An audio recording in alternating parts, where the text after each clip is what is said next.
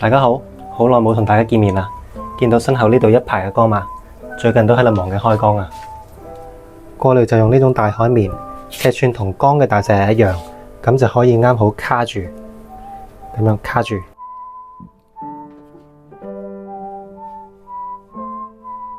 放好海綿之後，加入呢個氣舉就可以變成一個過濾。可以加一塊塑料板去引導水流。我依家開缸都會用自己製作嘅菌液，呢種菌液加入去之後，開缸嘅速度可以加快好多。我以為開缸養水就係建立氮循環同埋建立生物膜兩個過程，用活性菌液建立氮循環嘅過程只需要7到10日，生物膜亦都喺2週裏面建立完成。再加入火山石鋪底，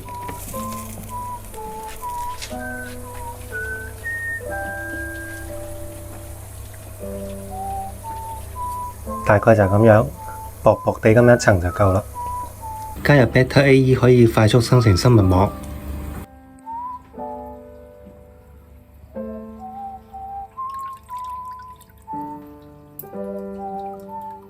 水管上面呢一層滑溜溜嘅嘢就係生物膜啦。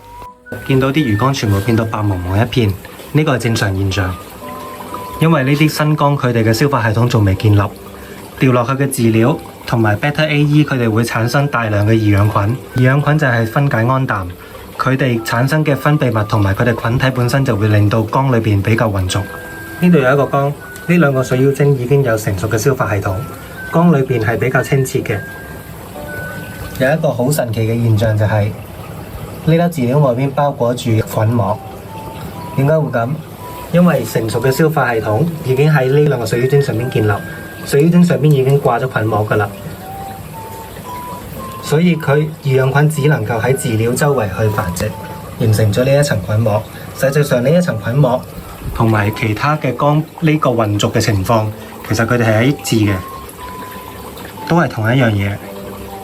唔同嘅就係佢冇成熟嘅消化系統，缸裏邊嘅氨氮濃度係好高嘅，而呢一個缸由於有消化系統，飼料產生嘅氨氮就會迅速咁樣去消除，所以呢個缸放蝦放魚係安全嘅。開缸嘅第3日，見到魚缸已經變到清澈啦，證明二氧菌已經定植。呢個時候魚缸裏邊唔再會有氨氮，但係亞硝酸鹽就會出現。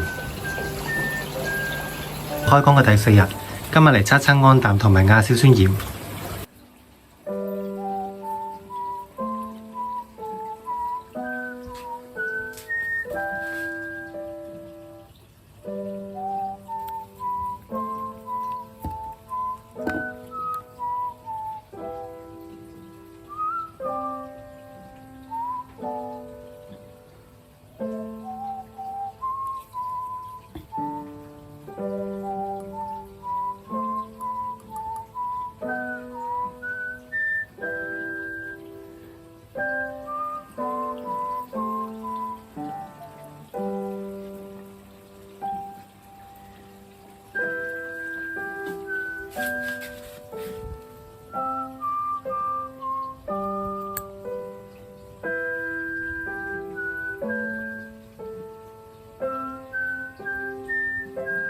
氨氮已經喺安全範圍裏邊，亞硝酸鹽亦都喺0.05以下。嚟一個大換水，調好水之後就可以放蝦試一試。活性菌液喺7日裏邊已經控制住氨氮同埋亞硝酸鹽，效果完全超出預期。之所以開缸咁快，我覺得有幾個原因。第一個，呢個係鹼性水質，氮循環建立比酸性水要快。第二係溫度適合，廣州最近已經就係夏天啦。第三先至係菌液嘅作用。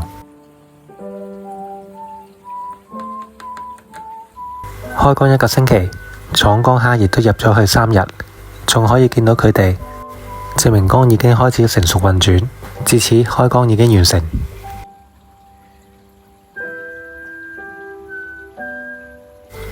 用水妖精嘅缸亦都撈幾條魚入去闖一闖試下，呢種係迷你鸚鵡，呢一個體型已經可以產卵。呢一種魚超級容易養，如果要繁殖佢哋，要加入一啲躲避罐，最好密度都要低一啲。